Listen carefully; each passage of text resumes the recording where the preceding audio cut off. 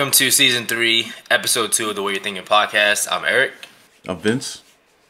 I'm Kiara. Welcome, Kiara. Nice to have a special guest in the house. How you doing today? I'm well. Thank you for having me. Thanks for being here. How you feeling, Vince? Feeling good. It's an honor to have you. Thank you. I appreciate it. All right, so for our hit the brakes or carry on topics, we have Rihanna and ASAP. Did we see this coming? And we also have, is the metaverse really the future? We also have, is cancel culture back against Spotify? All right, so beginning with the first one, Rihanna and ASAP. Did we see this coming? How do you guys feel about this? I mean, I definitely saw it coming. I don't know about you guys, but I other than speculation over Twitter and all of that, I saw a difference in how Rihanna was dressing because, you know, she's like a fashion icon. However, she was obviously wearing a lot of baggy clothing, but I think Rihanna's kind of like at the peak of her career. You know what I mean? Like, first of all, everybody still wants an album from her. Unfortunately, not right now. However, with Fenty kicking off as hard as it is, I just feel like this is like a great time for where she's financially ready. She seems like she's mentally head on to have a baby. So, for me, I felt this coming. I don't know about y'all. I saw it coming for sure. I think just them being together. Like, I mean, I noticed the baggy clothing thing too, but I didn't pay that close attention to it. But like when she announced it, I was just like, yeah, that makes a whole lot of sense. Like, but them being together, I feel like that was coming because they're both like big in the music industry. Also, they're well known in the fashion space. So yeah, I think it was just meant to happen. They're around the same people and all that. So I saw it coming. What about you, Vince? Yeah. Well, for me, it definitely caught me off guard because I do recall like during the pandemic, they were spending a lot of time together. But I honestly thought it was like on some like friendship type shit. Like I thought they were like in the crib playing 2K, just doing regular stuff. So when that came out, that definitely caught me. But I'm happy for them. It's really good when you start off as friends and you turn to something like that. So I'm not against it at all. Yeah, I think it was funny, like, all the dudes, I mean, I'm not gonna lie, I was one of the dudes included.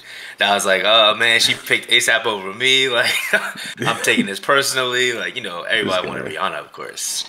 Yeah, Rihanna, everyone, just not just men, Yeah. Oh, absolutely. She attracts everybody. I think it was funny, though, they was talking about how, like, Drake unfollowed both of them after the news came out. But I don't blame him, though, because, like, mad dudes probably just, people were just, like, posting, like, tagging him probably. And, the news, he probably got tired of it. But, yeah. But he just don't want to see it. Sometimes if people didn't get that closure they wanted, they don't want to see their ex with their new boo thing. So I guess that's one of those situations. Yeah, no, that's for sure. And Drake, Drake's like fan. So I was expecting that.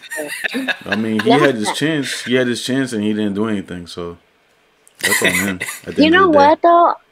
He had his chance, but I really do not think that Rihanna was 100% with Drake. Like, that was never going to happen whatsoever. Right. Like, she was not feeling it. So, really, she never really had a chance. He never really had a chance. Well, so you think he was too sensitive? Probably too sensitive for her? Yes. I really honestly do. I think ASAP he's very street smart. Like, he's everything that I think, Rihanna kind of wanted in a man. He's a little bit more assertive than Drake is. I love Drake, though. Okay, that is not dismissing. Where that come from? Bad Gal Riri, that whole thing. So he kind of fits the persona. So I see what you're saying with that. Yeah. Because at one point she was trying to be all about that thug life. And when she came out with the Bad Gal Riri, she was wearing like bandanas like Pac and all types of stuff. So I guess, yeah. It does work out. I just think Drake was never the clash that she was looking for, So he's upset and he's gonna follow. He's human. He is human at the end of the day. So. Right. And I'll never forget how he simped for her. I think it was the American Music Awards, and he told everybody, like, I've been in love with you since I was younger. Boom. And nothing. Like, she let him take the L on the world stage. Like, that right there, you just gotta save face and just, like, backtrack. Like, you just can't go out like that. He went out sad. He went out so sad. Exactly. So, Yep. I wouldn't be surprised if they never even were intimate with each other. Like, I feel like he just wanted it and she was like entertaining it, but like, just never happened. Yes, like, yes. because I've been there, so I understand. Right. But I think for sure it was more of just entertainment. It wasn't shortly after, but Drake was like the next big name after she had dated Chris Brown. You know what I Yeah. mean? So I think it was just more of like her entertaining little things and him reeling it in and like, whoo, you know, and he's been obsessed with her forever. So, you know, I don't know about you as men, but you've definitely had that one girl that you're like, whoo, and then they give you that slightest little hope. It could be a high with 3 eyes, you know? And now you're going to hold on to that. You're going to hold on to that with everything you got. Yeah. And it's a little more mysterious, too, so that probably, like, hooked her in, I feel like, than Drake. Yes, Drake's like, very low key. Yes, very low key. Very low key, you know, and his music speaks for himself type thing. So I don't know. I think I kind of saw that coming, and I had a feeling they were gonna have a baby as well. Yeah, you're right. All right, so for the next topic, we have, is the metaverse really the future? Do you want to hit the brakes or do you want to carry on from that?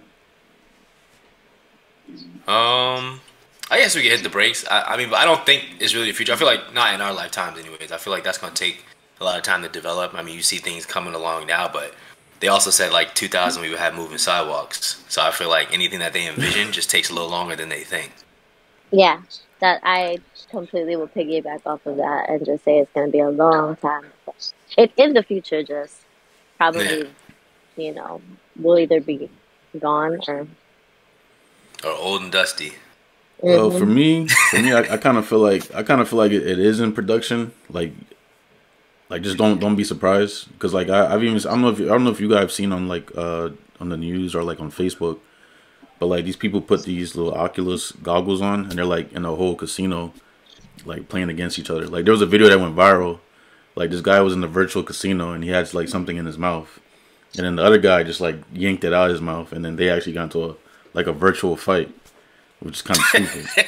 They got virtual beefs. Yeah, it's nuts. So like he's holding he has the goggles on. He's holding the things you're supposed to hold in your hand, and he just like jabbing him like virtually online. But you couldn't feel it though in real life, right? Nah, you're not gonna feel it. But I'm pretty sure they're probably gonna. It's like, how does that work? Nah. I mean, you see it. My brother has the Oculus, so we played games on that. So now I'm just imagining myself in a casino, and it honestly, not that you feel it, but it's so real just because of the computer graphics that that the Oculus has. You literally feel like you're in a room. Like I know that there's this slicing game that I was playing, and I'm sitting here ducking and dodging like the Mary J. Blige move out here. That's where what is it? Or Lil Kim, where she's like this. Yeah. That's, you. So your body gets very. So I can understand where you can completely alter out reality and be sucked into this thing. You know. Exactly. But another thing we have to pay attention to is that it has an emotional connection to majority of people. So like that fight in the casino, for example, that had an emotional connection because that actually made the person upset. Because here they are with their avatar. You know, they want their avatar to have a specific like style, persona. You know, you could be the asshole with the toothpick in your mouth and the wife beater, you know? Like that's just your persona. But if someone else decides to disrespect it, it's gonna bring forth an emotional connection, and like you said, you know, it takes you away from your actual reality. The only time you take those goggles off is if you have to use the bathroom or eat or go to sleep. But other than that, you're gonna be in that virtual world. So people are spending like actual currency in there. People are they're gonna do that because the emotional connection is there. I think that kind of resembles back to, I don't know about you guys, but I was not, to like the whole Sims reality world thing and I know people now that still play Sims and they make this like character, you know what I mean? They build this persona, and sometimes it's somebody who you want to be, but you're not, you know what I mean? And it's like, that was like step 1. And I feel like we're slowly getting to step 2 and step 3 now with these like cyber realities. And it's like you're making, you know, and that's why people are emotionally getting attached, because they're getting attached to these figures or whatever, putting like literally, okay, I can be a model in that whole world, you know what I mean? Because I wanted to be a model so bad and I'm not. And then I can be a model in this world, and then it's like I sucked my emotions and everything I wanted to be and all of that. No, that's yeah. I mean, it's so crazy to think about, It's scary. but it that's what I'm saying. It's so scary because people are doing this from like the couches in their home. You know what I mean? And just making this whole world. And to think that this could be like what life will be in 100 years, that's insane. Yeah, I mean, I think the most appealing thing about it is the escapism. Just like how kids love video games, you know? Like, this is like you get to live in a different bubble of reality, and that's your escapism. So I think it's relatable in that way. That's why most people are appealed to, like, you know, have that become our reality. Yeah, and money is going into this as well. But like, you know, like people are buying it, right? You're literally like their finances are going into building this person or just buying currency, cryptocurrency, things like that. It's honestly insane. So like it kind of started from like during the pandemic. So like I don't know if you guys remember, but like a lot of kids were on Fortnite, so they had like a Travis Scott concert on Fortnite. So it's just literally seeing like you have 60 million people across the world who are watching this concert. So it's just like the possibilities of cash flow. You know, those conversations came up with multiple companies. So like that's why, you know, they're investing all this money into it. So I kind of feel like the same way the world, because like me, I never thought I'd be working from home. So like the fact that the world kind of like fast forwarded around the time of the pandemic, like it kind of makes me feel like anything is possible. Like virtually anything is possible at this point. Because it got to a point where everyone had to upgrade their security. Everyone had to, you know, set the environment to match like what's going on in current day society. And it's like majority of us are so spaced out now. It's like a lot of us that were extroverts before the pandemic are now introverts and vice versa. So like it kind of shows you like what we're gearing towards as of right now. So a lot of people are going to be comfortable with Meta, and these companies know that. So unfortunately, I feel like it's gonna have a sneak attack on us. Yeah, we shall see. TBD. For sure. All right, so for the next Hit the Brakes or Carry On topic, we have is cancel culture back against Spotify? Do you want to hit the brakes or carry on from that? I would say we can hit the brakes. I feel like cancel culture never really left, to be honest with you. I think that's just a common part of our lives now, you know, especially with social media out there. That's true. But would you say that they're handling the whole situation appropriately? Like as far as, I don't know if you know the story, but there was basically like a news show that was going on, and then like the guy who like runs it, I can't think of his name right now. Joe Rogan? Yeah. Joe Rogan. He made like some comments about like the vaccine, and people just took offense to it. So I was just wondering like what are your views around all that? Like, did cancel culture like go too hard with it, or like what they like? Do you think what they're doing is like okay? Like, does Spotify have to suffer as a company, or should they just, you know? I mean, I think they will, but not too much. Sorry, my bad. Oh no, Gary, you got that. I will follow. No, I think like they're not really, because they're in his corner basically. Like they're letting him still have his show. Like they had their things to say against it, but like at the end of the day, they didn't cut the plug. You know, pull the plug on his show. Same thing with like Dave Chappelle and like his thing. People like to cancel him, but like even that's taken out of context what he says. So, but I think in this case with Joe Rogan, he actually is spreading misinformation that could cost people their lives. Yeah, now, what was your original question about? You said is cancel culture going too hard? Well, like if they're like back against Spotify, because in like what he's in reference to what Eric said about like Dave Chappelle, like people were just against Netflix like being okay with the things he was saying. So like people weren't saying like let's cancel Netflix completely. Like people were just like let's just remove this particular program off of Netflix. But now this guy has his own podcast. He makes a comment, but now everyone is saying like let's cut Spotify. A lot of artists are like pulling their music from Spotify. You know, it's like one big fiasco because of one particular situation. So it's just like is cancel culture like doing the most here, or like, you know, should we support it basically? I'm impartial because I think cancel culture does the most for anything. However, I will say that they are going extra hard for Spotify. Because you're right, when that whole Dave Chappelle thing, it was just strictly against him, and they weren't sitting here saying, stop your subscriptions to Netflix, even though Netflix decides to go up every 2 days. But yeah, you know, something like that. They violate our wallets. Yeah, so that's a fact. But I do believe they are going extra hard on Spotify. You know what I mean? Especially when Spotify, it's like, it's a really good music platform, aside from like Apple Music and all of that. Yeah. But I just think that they're going hard for no reason against Spotify in general. You know what I mean? Like, I feel like this is what cancel culture does. It's like it's like they're creeping to like cancel everything. So like they go harder each time. You know what I mean? Like at first, cancel culture was never like big a couple years ago, and then it's like they're going harder and harder for a lot. So that's why I'm impartial. I feel like sometimes they go a little too high, smaller things. But at the same time, I was like raising it. You just take it. You know what I'm saying? You take it. Yeah. But that's my opinion. Yeah. All right. So Eric, do you want to just list off the what in the world topics? Oh yeah. It was about, what was it? The frozen bodies, right? Yeah. Like yeah. So. Or something like that. Right, and so I was looking up some stuff about the frozen bodies, and like it said, Dr. James Bedford was frozen in 1967. And what was your particular question about it, though? So for the what in the world topic, as far as the Alcar Life Extension Foundation, which is located in Scottsdale, Arizona, is what they're doing the right thing as far as freezing bodies and the heads of over 200 people in their facility, hoping to bring the dead back to life? Like, is this really worth our investment? Is this really worth our time? Is this something that we're okay with, or like we're supposed to be okay with as humans? What do you think, Yara?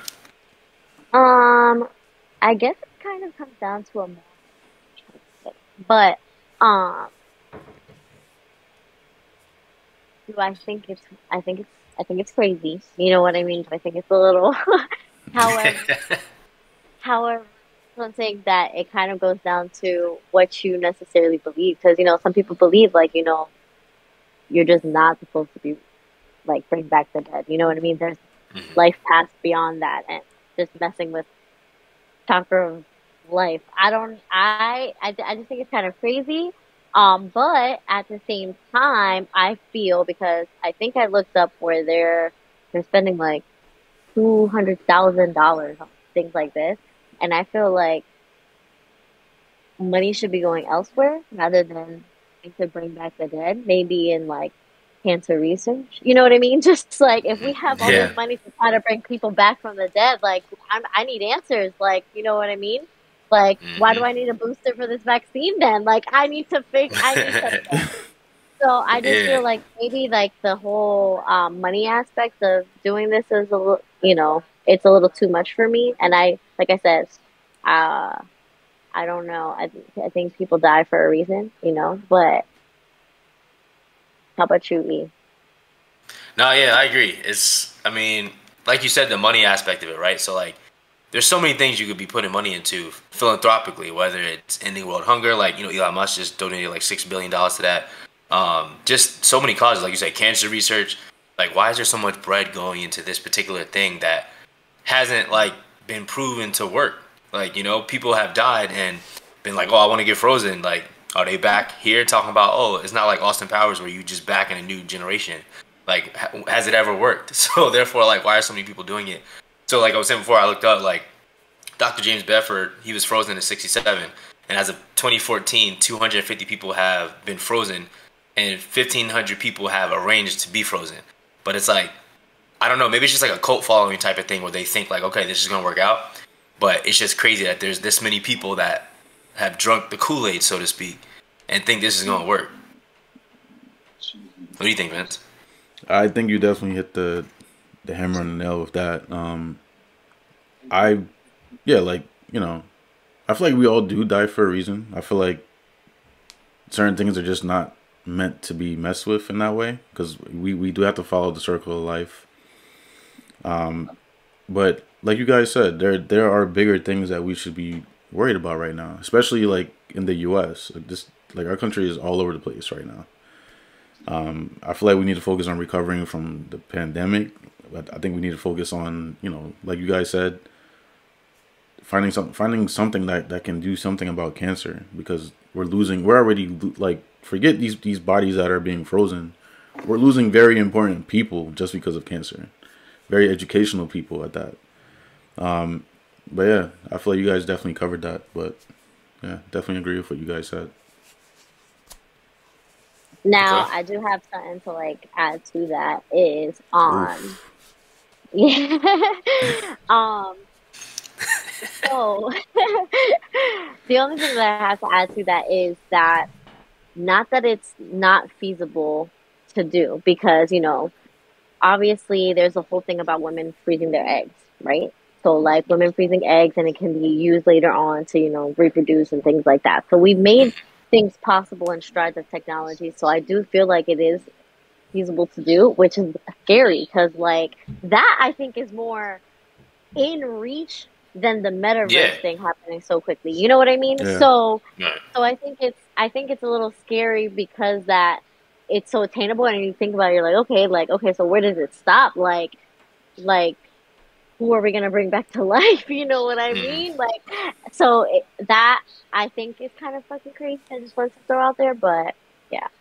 No, yeah, that makes sense. I mean, but at least with like, the eggs, like that's tangible, proven research that works, But I guess people just want to hop on that wave and say, let's see if we could just have a whole life out here that just was paused, So, but yeah, that makes sense. And just like, this is obviously me just thinking crazy, and because I think very out of the box, but we love it's also like, you said that there was about 1,500 people that already signed up to try to freeze their bodies. So like, what type of contracts are being formed? What I want to know, because like, say this like, I don't know, 22-year-old guy who's like, all right, I'm gonna pay however $200,000 to freeze my my head and my brain to try to resurrect me, but then at 25 he commits murder, but then you have to like abide by a contract that he signs that he needs to get. You know what I'm saying? Like, I know that's way out of the box, but like, where do we stop? You know what I mean? Like, yeah. So, yeah. There should be more guidelines. There should definitely be more guidelines with that. We have to have its own like legislation. Yes, exactly, and that's not even. That's one thing, that there's no legislation right now for that. So it's like, it's kind of, that's what's scaring me, is that there's no legislation for that. It's very minimal, shall I say, because, we're obviously in the first couple of steps of it. But like I said, because it looks like it's so attainable right now, it's like, okay, I'm going to need for people to start, because if this starts kicking off, you're right, it's like a cult. You know what I mean? You never know. And then, so... Yep, it's going to open up a whole new can of worms. Facts. All right, so moving on to the Hear Me Out topics. I'm going to start with mine, and you guys can follow. So for my topic, I have, in dating, does the career and pay grade have to match? What do you guys think? You want to go first, Gary? Yeah. Okay.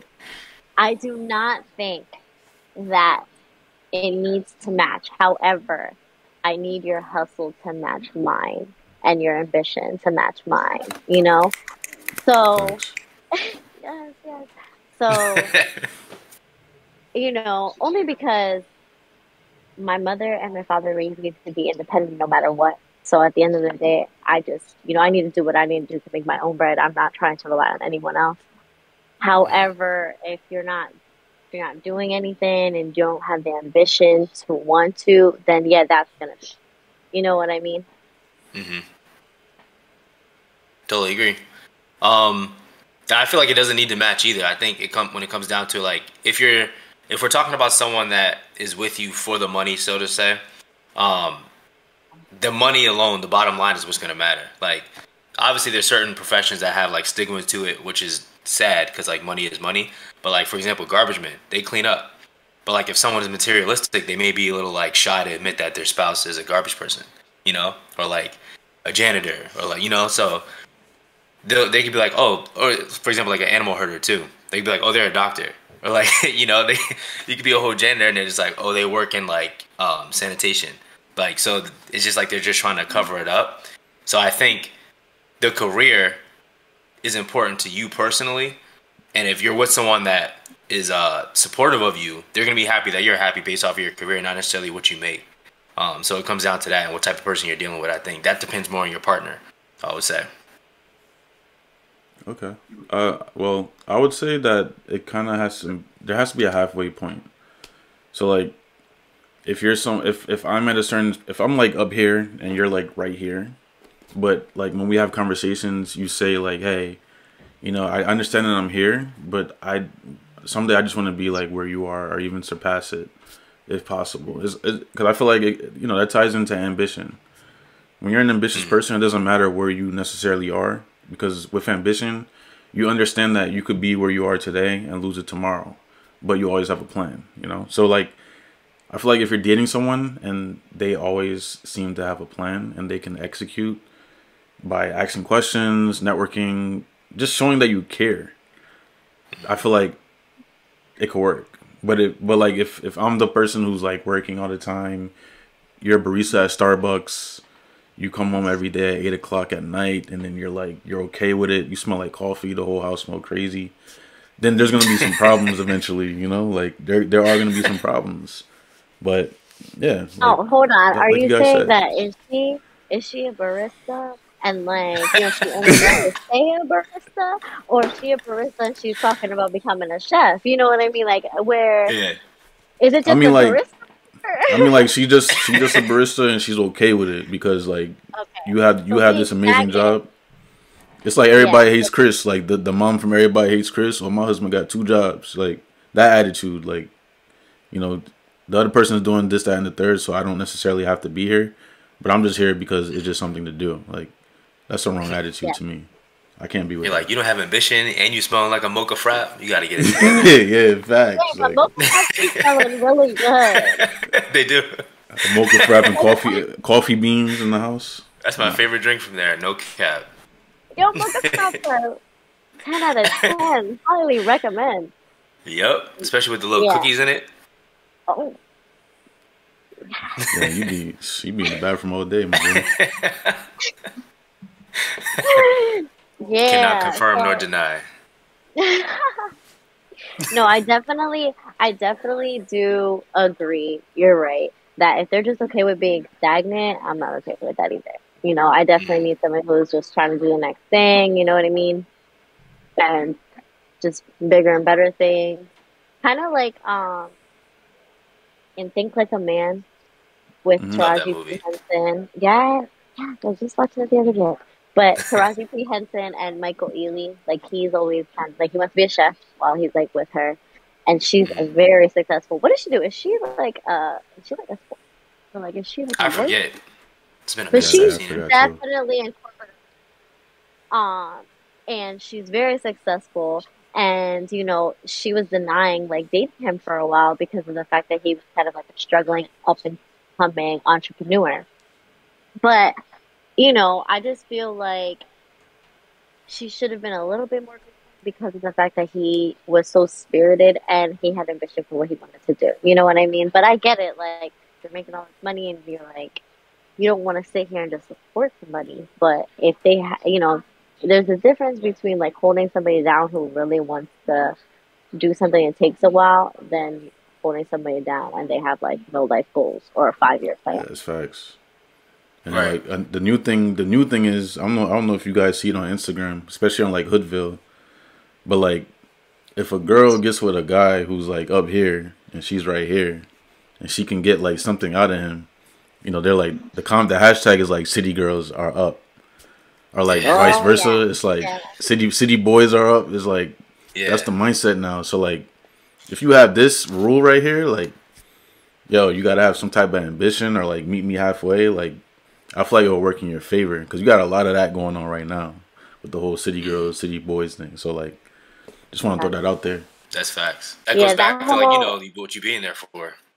Mm-hmm. Facts. Yeah, that whole city girls, city boys thing is. Yeah, I mean, unfortunately, that's like cancel culture. It's just like up and coming, and it's sad. It's sad because I feel like people get into things for the wrong reasons. Absolutely, it's basically like, oh, I got away with finessing. Oh, city boys up. Like, and it's terrible. Like, we shouldn't be celebrating finessing people out here. Like, that's why nobody trusts nobody. Well, no, it actually happened. It happened the other day with that guy. I think he was like bagging mad girls off of Tinder and all that. He ran up Stefan Diggs, bro. Yeah, Stefan Diggs. Oh, Stefan Diggs. City Valentine's Day. He had 2 shorties in the same hotel.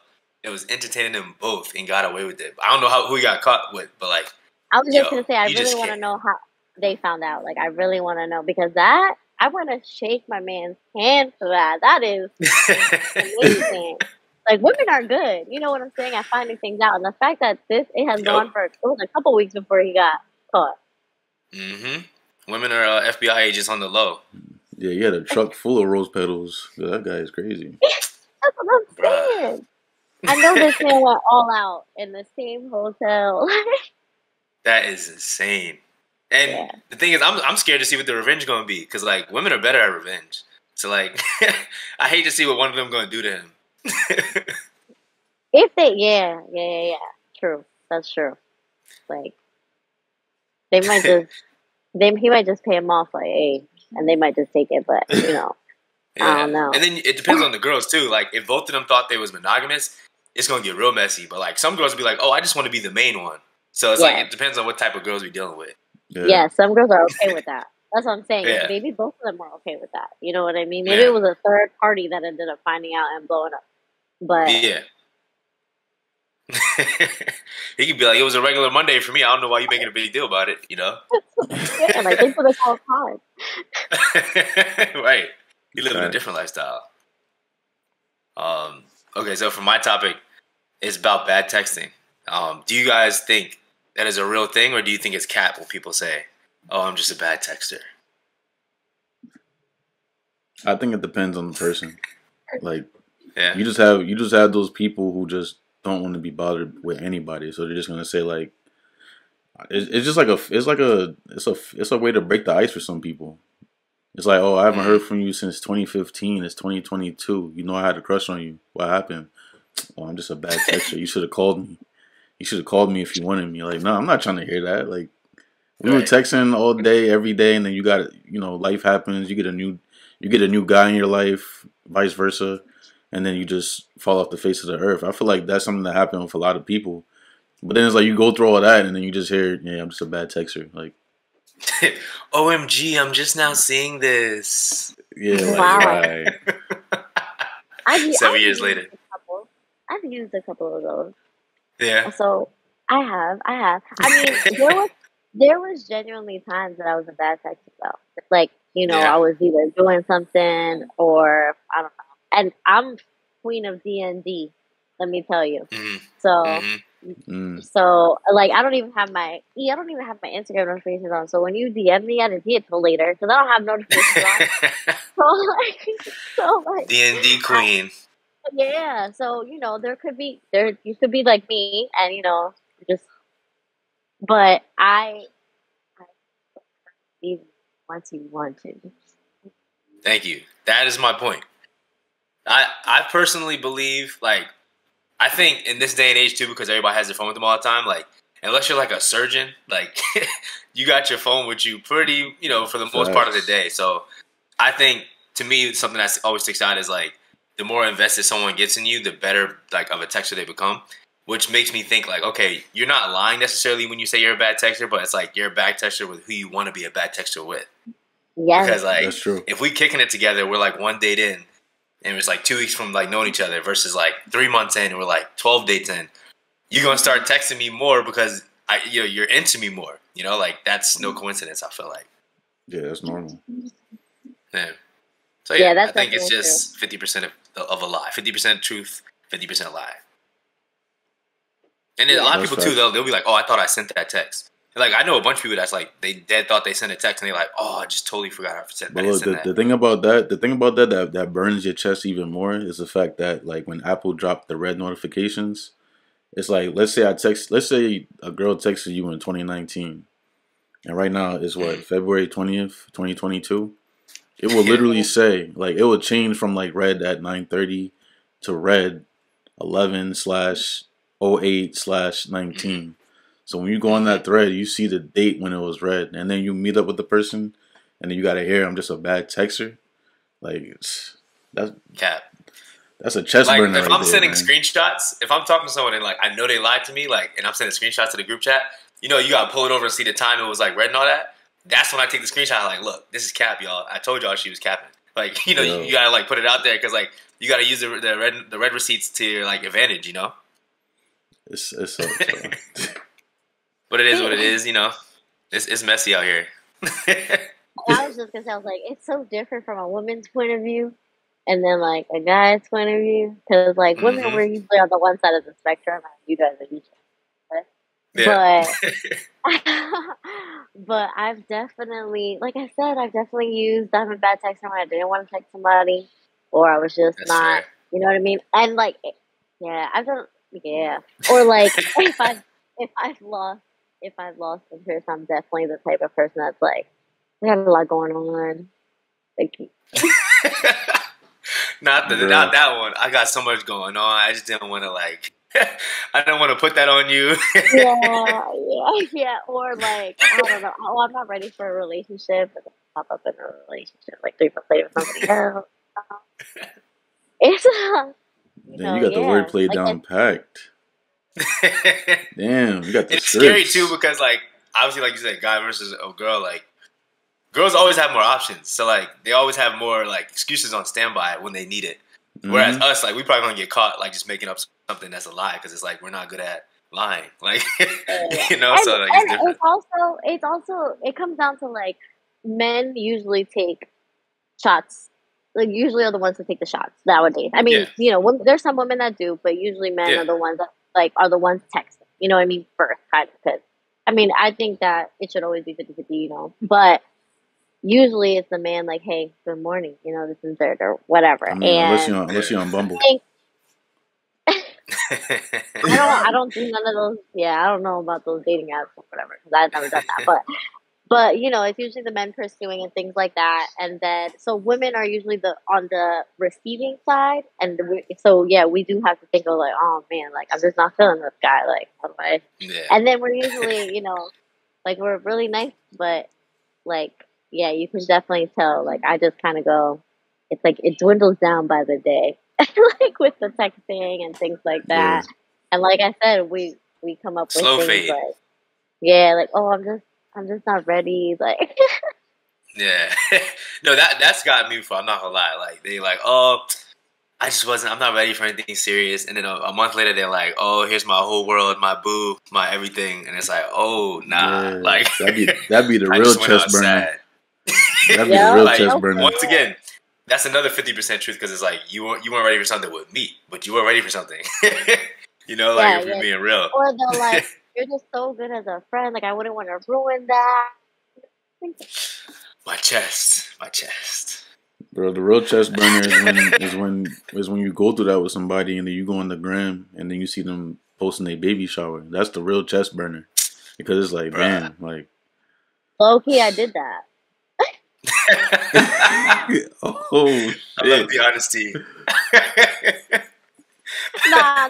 They're like, oh. Not too, but I definitely cut off a couple of people with excuses, and then obviously got into a relationship, and then you're like a witness because you obviously followed me on socials, just popped up pregnant. Yep. And all those dudes that thought they had a chance was like, oh, there goes that. It's usually either the baby thing or an engagement. Like, there was one girl I was talking to from college, and like we was like we would have been something, but we met right at the end of college, and we would stay in contact all the time. And she lives in a whole different city, like 3-4 hours away. So then she posted like, oh, can't wait to marry you, like with the whole rain thing. I was like, R.I.P. to that. Damn. But she's in a different city, so I can't even be mad at her. But it just still is like my chest. Damn, that hurts. Happens to the best of us. All right, so what you got for your topic here? All right, so I have the entire Kim and Kanye saga thing that we got going on. Starting off with, them like dropping the divorce news. And now with this whole co-parenting, her dating Pete Davidson, him going off on Instagram.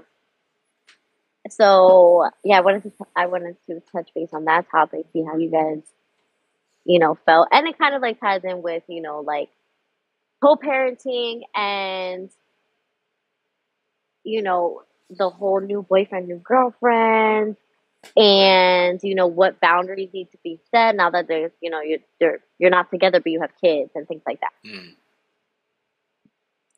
What do you think, Vince? What are your thoughts on it? I feel like Kim and Kanye need to have, because at the end of the day, we're all adults, right? We should be able to have the conversations where it's like, hey, I was wrong for what I did, but let's do this instead. Especially for their situation, because we have kids involved. So like once you, I mean, me personally, I don't have a child of my own, but I can kind of understand like where they're coming from, or where Kanye is coming from with the whole kid situation. Mainly because like you bring something into the world, you want to make sure it has positive things in his mind. You just care about the well-being. That's something you can't turn off. Like I said, I can imagine, like as a parent, that's something you can't turn off. Like you just want to make sure your kid is safe, educated, knows, like, is in the loop, not on TikTok, stuff like that. So I kind of get it. Now, I just want to interject you real quick. Now, are you stating in the kind of get it on Kanye's side? Not fully. I think Kanye's just wrong like bringing the kid in. Not fully. I'm not fully on his side, but I'm just saying, like, as a human, I can kind of relate to like where those emotions are coming from. But like, okay. But I'm really just gonna say, like, I feel like they really need to have a conversation, because Kanye definitely needs to be put in check. Because if Kim's trying to date, she trying to get her shit beat by somebody else, she should be able to do that. And then it's like, yeah, facts. The conversation shouldn't always be, "Damn, we just did this, but look at your husband online." Like your husband is just this huge celebrity. Everything he posts is like, I don't matter anymore. It's gonna create like weird situations for her. So I feel like she needs to just not listen to what her family's saying. She needs to just like do Kim real quick, hit him up, have a conversation privately, and then come to like an equal understanding as to like what's going on. Because I feel like it was just a lot going on for what's his name, Kanye at the time. Because there was once a point where, when this all began, he leaked his entire contract with his record company on Twitter, and he was telling people how he feels about, not owning some of his masters and etc. And then that proceeded to him involving, Kim talking about the medications that he wasn't taking, yada yada yada. And then fast forwarding to this, like Valentine's Day, everybody just trying to, love, get freaky, do what people do around this time of the year. You know what I'm saying? It's gonna be a lot of, shout out to the babies that are gonna be born 9 months from now. But they were mainly just trying to, you just want to do you around this time. And I feel like he's in the way for Kim, so they definitely should have that conversation. I agree. They should have had that conversation, but I think Kanye is 100% in the wrong from start to finish of this whole thing. I think like bringing the kids into it is just messy, because the kids didn't do anything wrong. Like when he flipped on North having the TikTok post, like, kids these days, like they itching to get like their own social media, but Kim was right there, like she said in that thing she posted. She's supervising it. It's not like she was just out here, like, it's not like North posted like in a bikini or something that was inappropriate. Yeah. She was just having fun on TikTok. So, like I said, bringing the kids into it was wrong. And then it's basically he said, she said, but we all know Kanye has his mental health issues. So I'm taking Kim's word over Kanye just because he's like extra with everything he does. And I saw something that was like on Twitter. It was funny. It was like, Kim and Kanye, please remove us from the chat, because like we shouldn't have to see this whole entire thing like on our timeline. Like none of us are in this relationship, but they're two public figures, and maybe they just think it's important. I think in his mind, he's like, okay, if I make more of this public, she'll be like more straightforward about how things are. But that's not right, because I feel like his opinion is kind of like, I mean, people that are big Kanye fans, they accept what he says as the gospel. But I feel like his opinion is watered down just because he already has that public perception of being like back and forth and like all over the place. So with that being said, it's wrong. And I saw something else funny too on Twitter. It was basically saying like how he's handling the situation is kind of like I mean, no, it came out the other day actually. Like he's handling kind of somebody compared him to Trump, which is funny because I think it's very similar. Like they both have like a cult following, and it's like they could do something wrong and no one's gonna believe them as wrong. Like there could be footage of Kanye slapping the wig off of some lady's head, and they'd be like, "What did she do to him?" Like they're not gonna look at it as like he did something, you know? Yeah, that's true. So it's just dead wrong how it's going down in front of everybody. I feel like. Yeah, I think that. So I feel like there's different. I kind of want to speak about Kim's side, and I kind of want to speak about Kanye's side. So with the whole Kim situation, I think that there's a lot because of the fact that she wasn't the one who initially brought up her kids. It was Kanye putting like the kids in the limelight with all this drama. So she's been very good at trying to like keep them out of it. You know what I mean? Trying to keep their business on a low, even though we know that the Kardashians are just messy in general and their entire lives have been, you know, in the limelight. But I think that for that exact reasoning, I think Kim has done very well with trying to keep the kids out of the drama and out of the media and all of that. So I don't like the fact that Kanye did have to bring up the whole, like, I'm not even invited to my daughter's birthday, like all this other stuff, you know. And I think that one common misconception with like baby mama, baby daddy drama is that like we never know what happens leading up to the erratic behavior of whomever decides. You know what I mean? Yeah. So it's like we don't know if Kim forever was like trying, and all of a sudden, you know, she's like, I can't do this no more. You know, we all know that Kanye has a long history of, you know, mental illness, which is a whole subject within itself. You know what I mean? And that's where I do kind of feel for him on that aspect. But I just think that she has probably gotten beaten up for years and years trying to like help him out. You know what I mean? And I think she just kind of, yeah, you know what I mean? I think she dug it out She probably built a lot of resentment towards him. That's probably what it was. Yes, when she probably should have left a long time ago, but you know, having 4 kids and everything, that's hard. It's hard. Especially with trying to keep a family. They're all his kids, you know?